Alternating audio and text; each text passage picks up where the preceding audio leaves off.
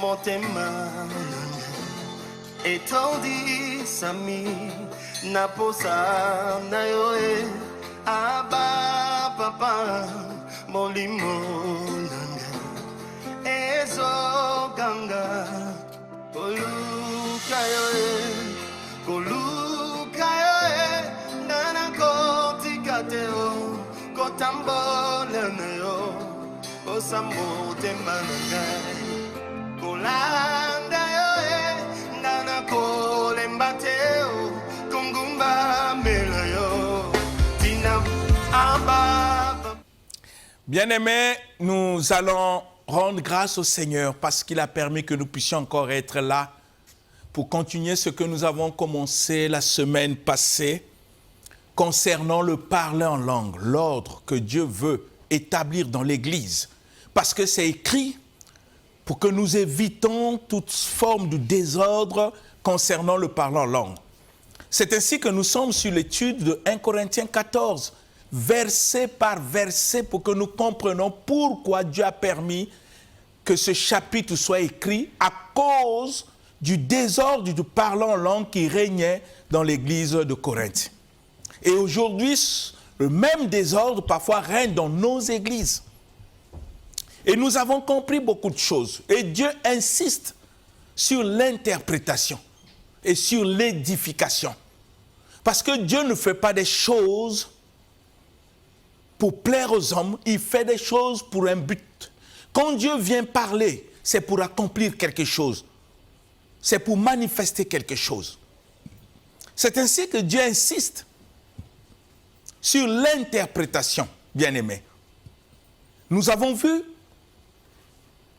des passages qui nous montrent d'une manière claire que parler en langue, c'est une bonne chose, mais à condition qu'on puisse interpréter pour que l'Église en reçoive l'édification. Je suis en train de parler du cadre de l'Église.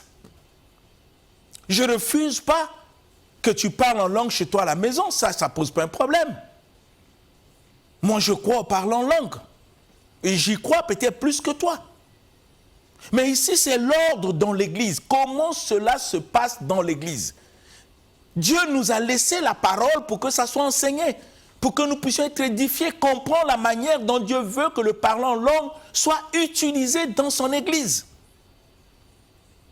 Comme le Seigneur l'a dit, vos voix ne sont pas mes voix, bien-aimés. Et vos pensées ne sont pas mes pensées. Nous devons faire attention. Lisons, comprenons par l'Esprit avant de l'appliquer. Vous comprenez, bien-aimés? Et nous étions en train d'expliquer des passages bibliques auxquels les gens interprètent mal. Et surtout, à partir du verset 13, où le Seigneur nous dit que celui qui prie en langue doit aussi prier pour avoir le don d'interpréter la langue auquel lui parle. Ce n'est pas un homme qui le dit, bien-aimé, c'est le Seigneur, à travers le serviteur Paul, pour notre édification. Et nous avons lu le verset 14 au verset 15. La Bible dit que si je parle en langue, mon esprit en prière, mais mon intelligence est stérile.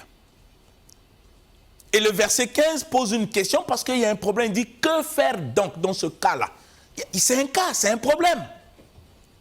Or, nous avons lu le livre de 1 Corinthiens 2, verset 12, où le Seigneur nous dit que nous n'avons pas reçu l'esprit du monde, mais l'esprit qui vient de Dieu, afin que nous connaissions, j'insiste, nous connaissions les choses que Dieu nous a données par sa grâce.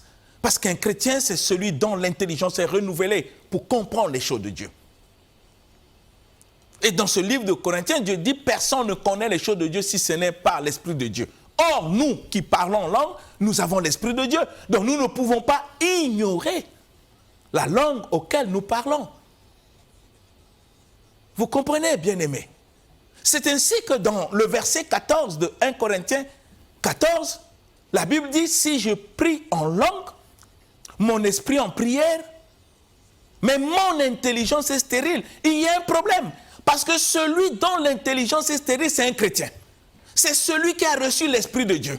Mais la Bible dit que celui qui reçoit l'Esprit de Dieu doit avoir la connaissance des choses que Dieu lui a données. Et parmi les choses que Dieu nous a données, il y a le parler en langue. Comment il ne comprend pas le parler en langue par lequel l'Esprit s'exprime par sa bouche?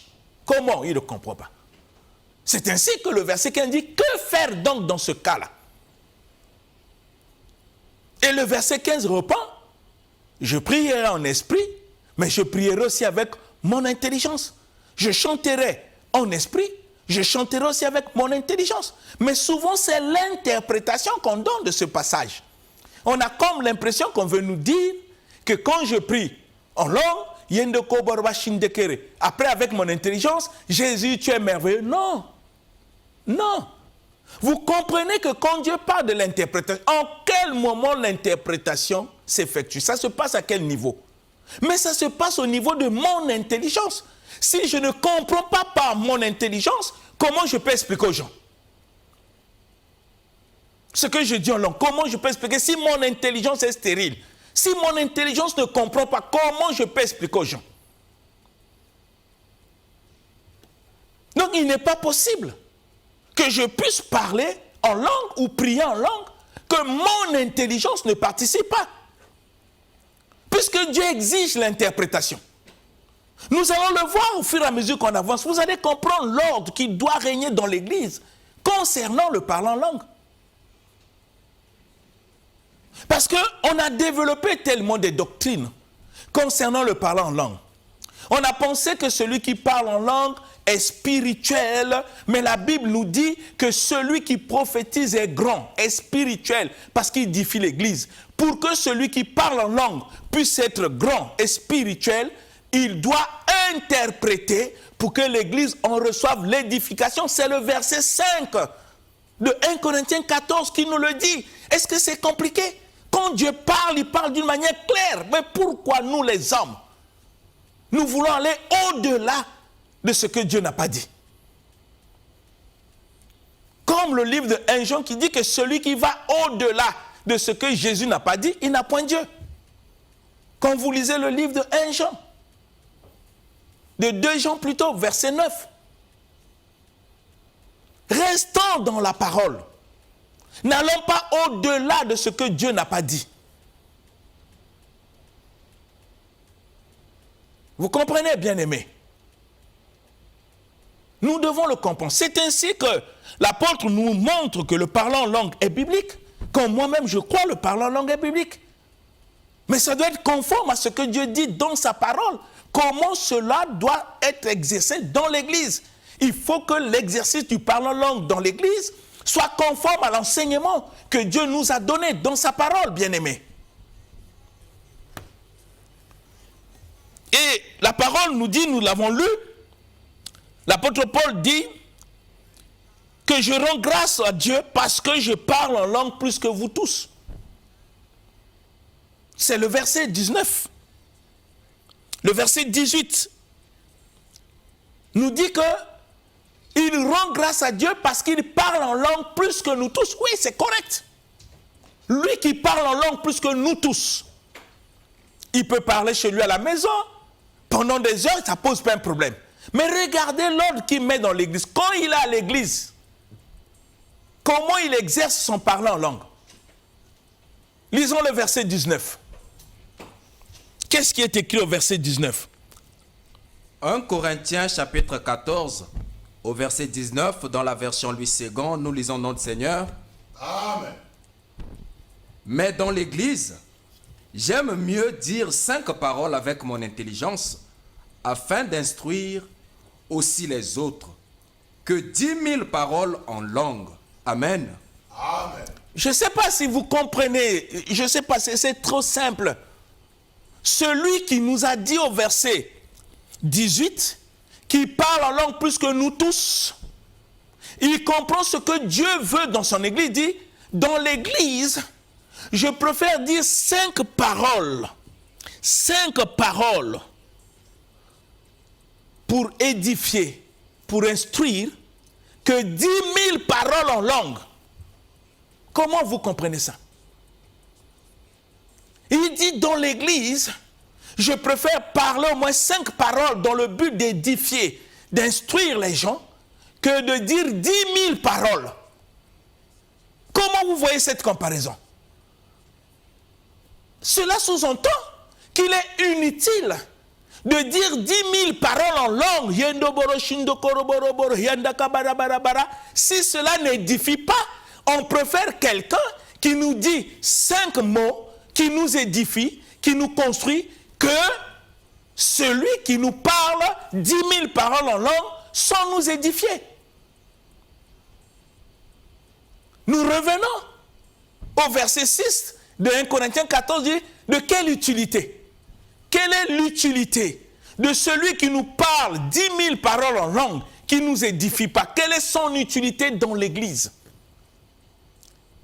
Parce que l'apôtre insiste que dans l'Église, lui qui parle en langue plus que tout le monde, quand il est dans l'Église, il préfère dire 5 mots pour édifier, pour construire, pour instruire, que 10 000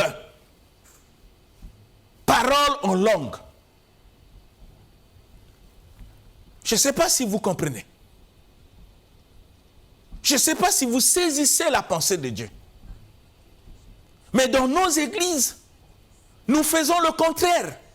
Comme si ce que nous sommes en train de faire vient de Dieu. Non, bien-aimés, ne faisons pas comme ça. Lisons ce qui est écrit. Dieu a inspiré la parole pour que ça soit enseigné. Pour édifier le peuple. Pour montrer au peuple comment ils peuvent servir Dieu. Ça ne vient pas de nos pensées.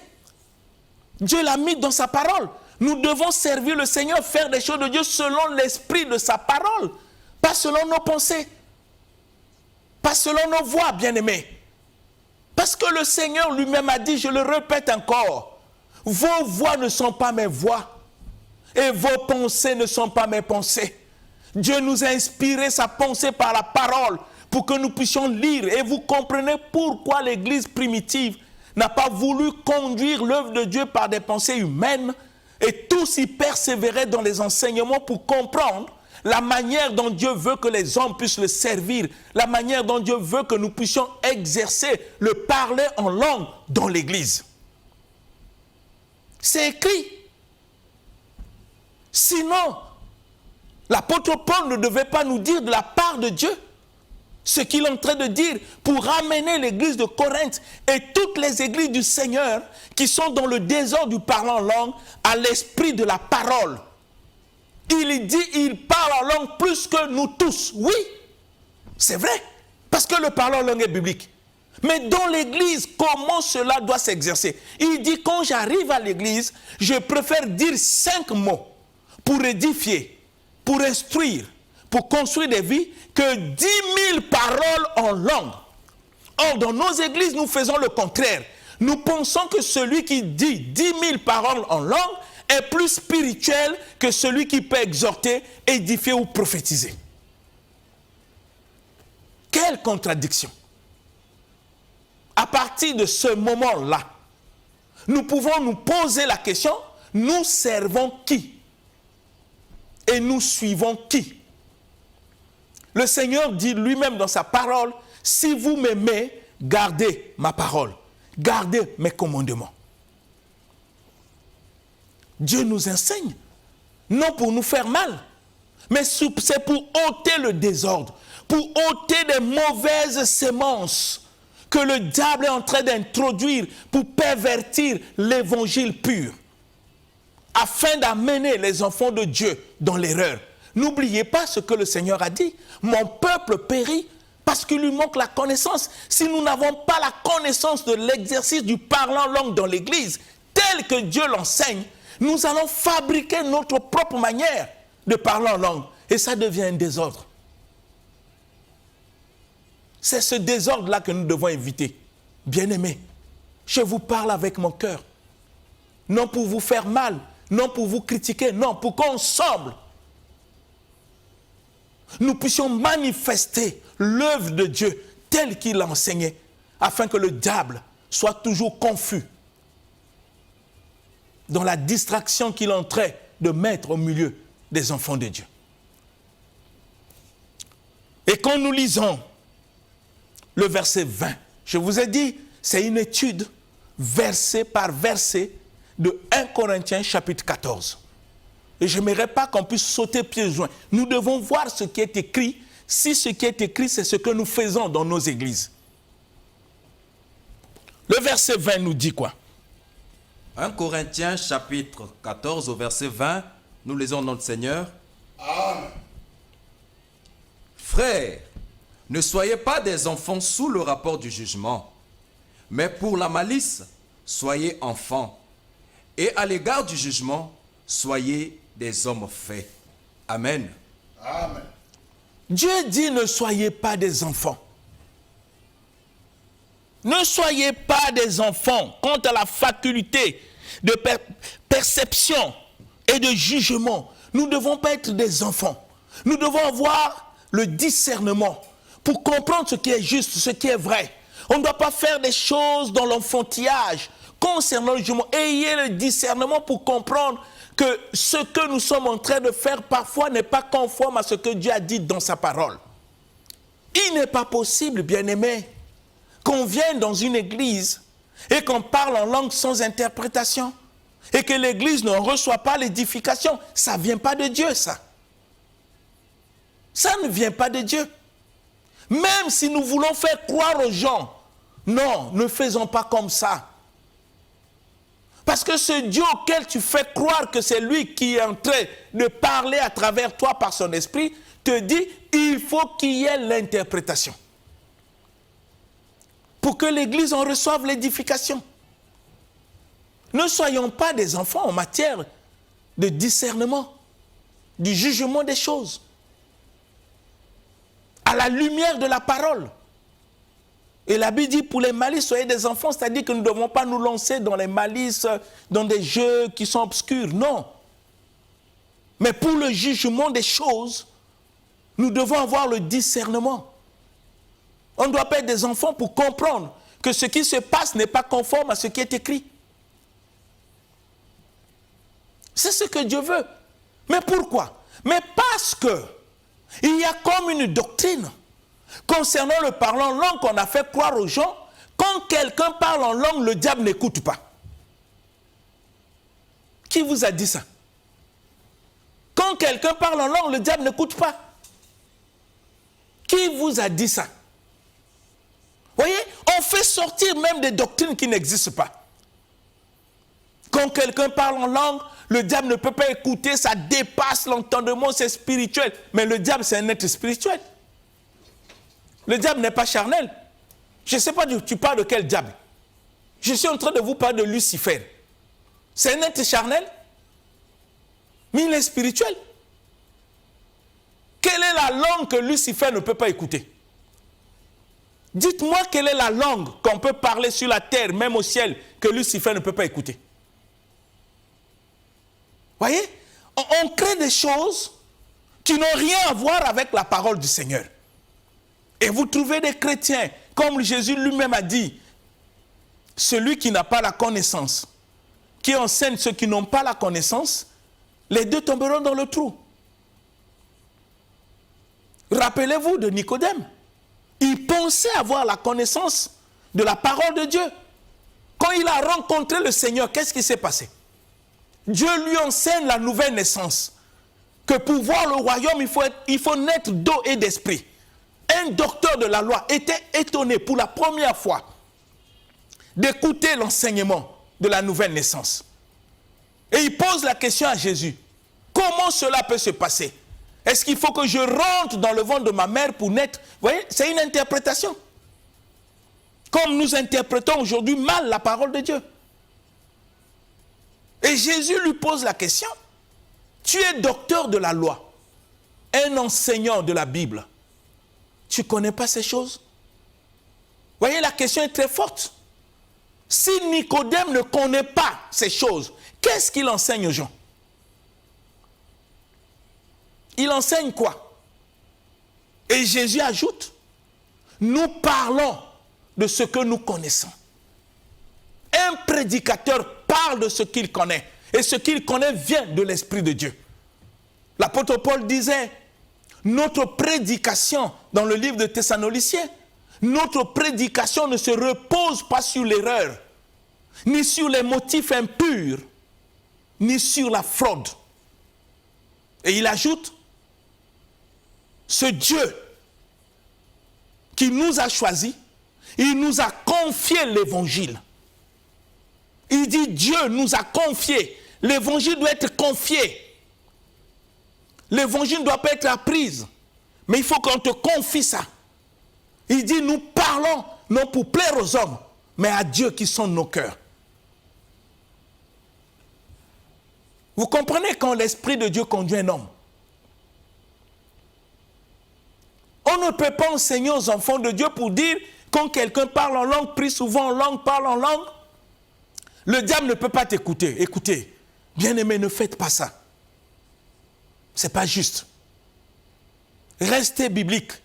Comme le verset 20 nous dit, en matière de jugement du discernement, ne soyons pas des enfants. Non, ne soyons pas des enfants.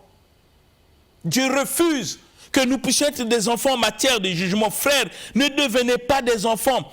Quant à la faculté de perception et du jugement, du discernement, ne soyons pas des enfants.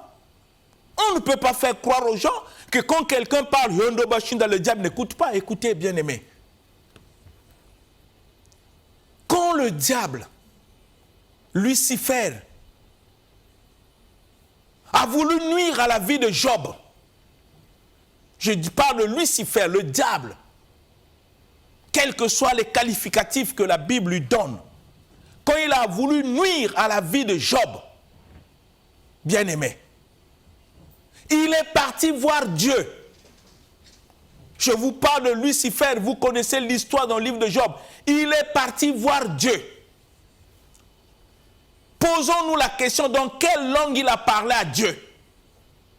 Quand le diable est parti voir Dieu pour nuire à la vie de Job, il a parlé quelle langue? Il a parlé Mboshi, Bembe, Vili, quelle langue? Mais il a parlé langue du ciel. Parce qu'avant qu'il devienne Satan, il avait l'autorité au ciel en gérant les chérubins de son vrai nom, Lucifer, avant qu'il soit déchu. Il connaissait toutes les langues qui sont parlées au ciel. Toutes les langues. Donc vous ne pouvez pas dire aux gens que quand vous priez en langue ou vous parlez en langue, le diable n'écoute pas. C'est faux. Vraiment, c'est faux, bien-aimé. Mais parce que le diable peut tenter le monde entier. Quand le diable va tenter un Chinois, il ne parle pas en gangoulou ou en teke. Il parle en chinois. Si le diable veut tenter un Américain, il ne parlera pas en français, en anglais. Si le diable veut aller même en Mbé là-bas ou en Go pour attaquer une vieille teke, vous pensez qu'il va lui parler en quoi? En teke. Peut-être ce que vous oubliez, le diable c'est un ange. N'oubliez pas ça, c'est un ange. Malgré qu'il est déchu, il reste un ange. Mais un ange déchu. Mais quelle est la mission des anges? C'est nous apporter les messages. Dieu peut envoyer le message chez les hindous, envoyer les messages chez les Vili. L'ange viendra, il parlera Vili pour édifier, pour que les gens écoutent ce que Dieu veut dire. Nous allons le voir. Quelle est la langue que Satan ne peut pas écouter? Non, on ne peut pas continuer comme ça, ce n'est pas bien. Ce n'est pas bien. Ce n'est pas une raison que nous devons parler en langue, non. Pour que Satan écoute, non. Satan écoute toutes les langues. Parce que Satan sait lire même tes pensées. Il sait lire tes pensées. Toi, tu penses que quand Satan t'attaque, il t'attaque où? C'est par tes pensées. C'est ainsi que la parole nous dit qu'avec les armes spirituelles, nous devons renverser les forteresses, les raisonnements et les pensées. Mais d'abord, ce qui se passe en nous-mêmes. Ayant le discernement, comme la Bible dit dans le verset, pour la malice, soyons comme des enfants pour ne pas se laisser à ce jeu-là. Mais pour la parole, nous ne devons pas être des enfants, nous devons être des gens qui ont le discernement, qui savent discerner ce qui est bon et ce qui n'est pas bon. Par la lumière des Écritures. Nous allons lire le verset 21, parce que je vous ai dit, on va aller verset par verset. Le verset 21, que dit le verset 21 de 1 Corinthiens 14? 1 Corinthiens 14 au verset 21, nous lisons notre Seigneur. Amen. Il est écrit dans la loi, c'est par des hommes d'une autre langue et par des lèvres d'étrangers que je parlerai à ce peuple. Et ils ne m'écouteront pas, même ainsi, dit le Seigneur. L'incrédulité. Amen. Amen. L'incrédulité. Même quand on vient pour te corriger, on ne te corrige pas pour te faire mal. Quand Dieu nous corrige à travers sa parole pour nous montrer les erreurs, c'est dans le but de nous amener dans la vérité. Parce que c'est l'expression même de l'amour de Dieu. Parce qu'il ne veut pas que nous puissions nous perdre. Quand Dieu nous parle à travers ses serviteurs, ce n'est pas pour nous faire mal. Quand Dieu parle à travers son serviteur, l'apôtre Paul, pour mettre l'ordre dans l'église de Corinthe concernant le désordre du parlant langue qui régnait, ce n'est pas pour faire mal aux Corinthiens. C'est même l'expression de son amour. C'est pour aider les Corinthiens de ne plus continuer à aller dans l'erreur, qu'ils reviennent dans les vrais fondements de la parole pour qu'ils demeurent dans la vérité. C'est ainsi que le Seigneur dit, même si j'utilise d'autres personnes qui viennent leur parler dans leur langue, ils ne vont pas écouter. Parce qu'ils sont comme habitués dans le désordre. Parfois, c'est ce que nous sommes. Soyons comme des chrétiens de Béret. Ils connaissaient le renommée de Paul. Ils ont entendu parler. Malgré que Paul enseignait, ils ont dit, oui, nous avons écouté, mais nous allons examiner les Écritures pour voir si ce que tu nous dis est correct. Pourquoi nous ne le faisons pas dans nos églises? Pourquoi nous ramassons tout, nous embrassons tout ce qui vient d'extérieur, d'ailleurs, des expériences des gens, on dit que c'est ça la doctrine. Pourquoi on ne lit pas pour voir est-ce que ce qu'on a accepté est conforme à ce qui est écrit, est conforme au message que Jésus-Christ a laissé pour son Église? Bien-aimés, ne marchons pas comme des aveugles. Discernons des choses pour que l'ennemi ne puisse pas nous conduire dans l'erreur en falsifiant la parole. Non, ne soyons pas comme ça. Discernons les choses. Et vous savez, on ne peut pas forcer quelqu'un à parler en langue, bien-aimé. On ne force personne à parler. Mais aujourd'hui, on a comme des professeurs de parler en langue qui peuvent enseigner aux autres le parler en langue. Ce n'est pas possible. D'où viennent tous ces désordres? D'où viennent tous ces désordres dans nos églises? Quand on demande aux gens, ouvre seulement la bouche, parle. Qui t'a dit ça? Vous pensez que quand le Saint-Esprit veut faire parler quelqu'un en langue, il a besoin d'aide d'une personne? Qu'est-ce qui s'est passé le jour de la Pentecôte? Qui a donné l'ordre pour que ceux qui étaient dans la chambre haute puissent parler en langue? Qui? Quel est cet homme de Dieu qui a donné l'ordre en demandant aux gens, ouvrez seulement la bouche, laissez seulement les mots sortir? C'est dit où? Bien-aimés, la Bible nous enseigne d'une manière claire. Ceux qui étaient dans la chambre haute se mirent à parler en langue selon que l'Esprit leur donnait de s'exprimer. Ce n'est pas un pasteur, ce n'est pas un apôtre, l'Esprit. Maintenant, vous allez voir le verset 22. Comment vous allez interpréter ce verset? Parce que je vous ai dit que nous allons lire verset par verset de 1 Corinthiens 14 pour mettre l'ordre là où le diable a semé du désordre. Regardez le verset 22. Qu'est-ce qui est dit dans le verset 22? 1 Corinthiens chapitre 14 au verset 22, nous lisons notre Seigneur. Amen. Par conséquent, les langues sont un signe, non pour les croyants, mais pour les non-croyants. La prophétie, au contraire, est un signe, non pour les non-croyants, mais pour les croyants. Amen. Amen. Comment vous comprenez ça? Non, celui qui parle en langue, c'est un homme spirituel, c'est une femme spirituelle et grand. On impressionne même les gens dans les langues que nous ne connaissons pas nous-mêmes. Bien-aimés, ne faites pas ça. Tout ce que Dieu te donne, tu dois le connaître. Dieu, ce qui te donne, tu dois le connaître. La parole est claire. Nous n'avons pas reçu l'esprit du monde. L'esprit qui vient de Dieu afin que nous connaissions les choses que Dieu nous a données par sa grâce. Et parmi les choses que Dieu nous a données par sa grâce, il y a le parler en langue. Le verset 22 nous dit que le parler en langue n'est pas un signe pour les croyants, mais c'est un signe pour les païens, pour les non-croyants. Le parler en langue, ce n'est pas un signe pour les croyants, c'est un signe pour les non-croyants.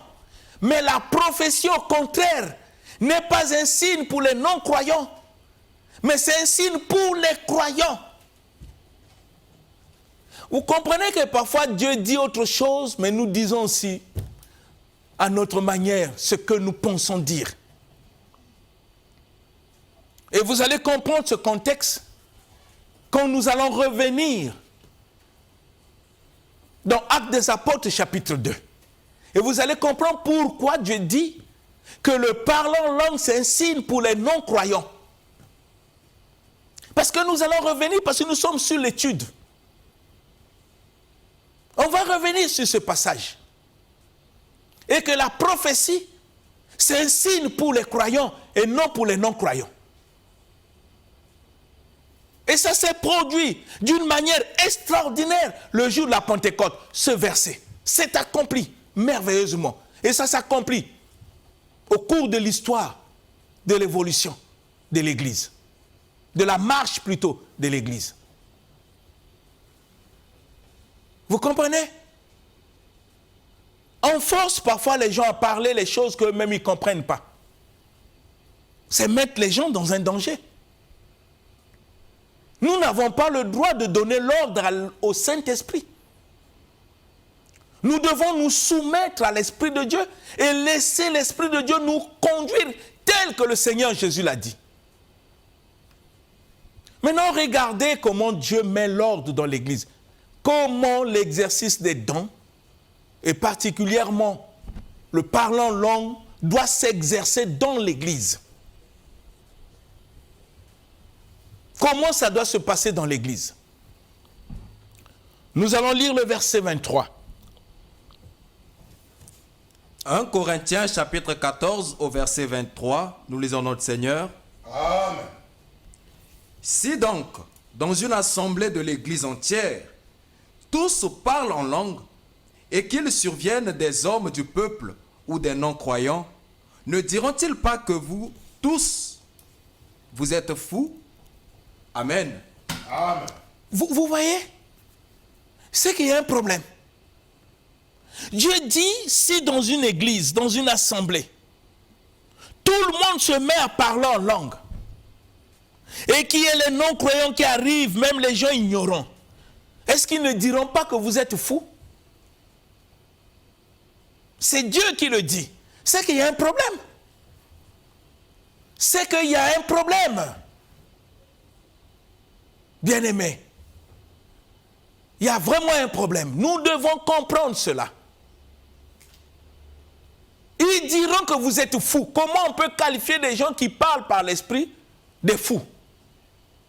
Vous allez me dire, oh non, le jour de la Pentecôte, on les a traités de ivres. Non, on va revenir là. Pourquoi on dit qu'ils étaient ivres? Est-ce qu'ils sont ivres? Vous allez comprendre, c'est différent de ce que Dieu est en train de dire dans le livre de Corinthiens. Ici, il y a un problème concernant le désordre. Dieu dit, ce n'est pas possible. Si tout le monde dans l'église se met à parler en langue, et qu'il y a les ignorants ou les non-croyants qui rentrent, ne diront pas que vous êtes fous. Vous comprenez?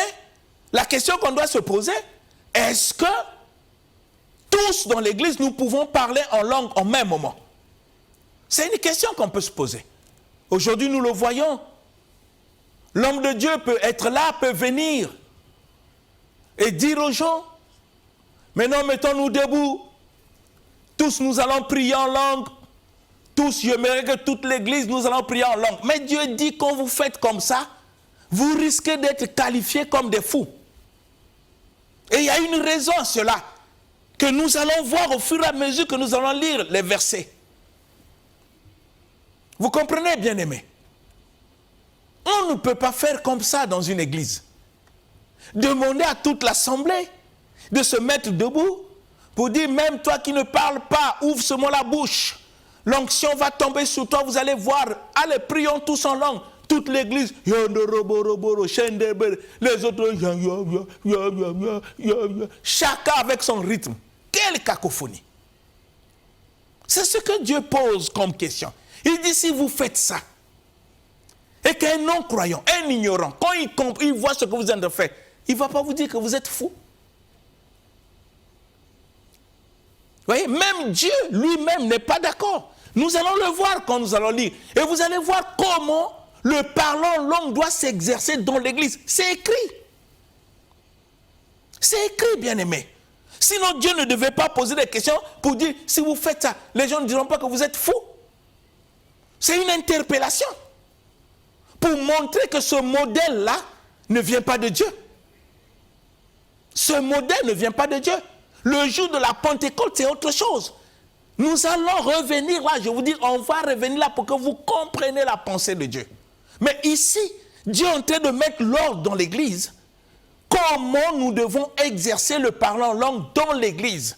Et Dieu dit, si tout le monde se met dans une église à parler en langue, un non-croyant, les ignorants, diront que vous êtes fous.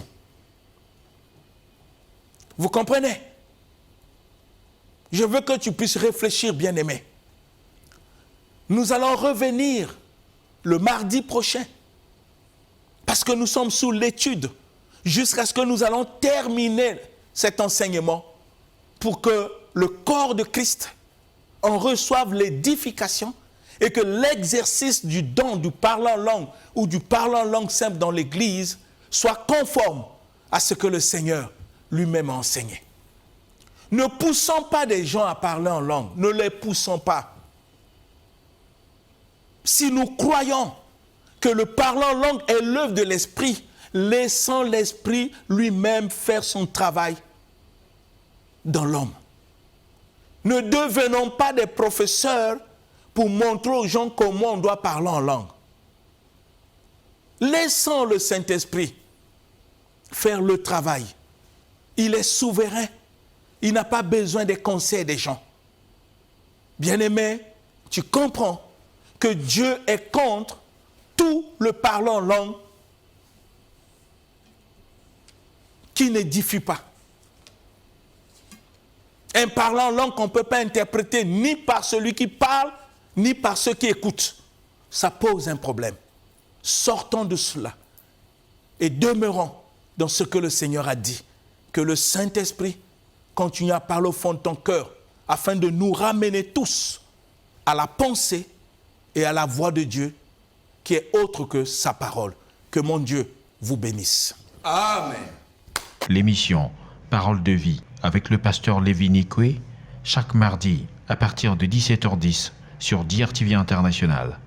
Papa, motema etandi sami naposa na yo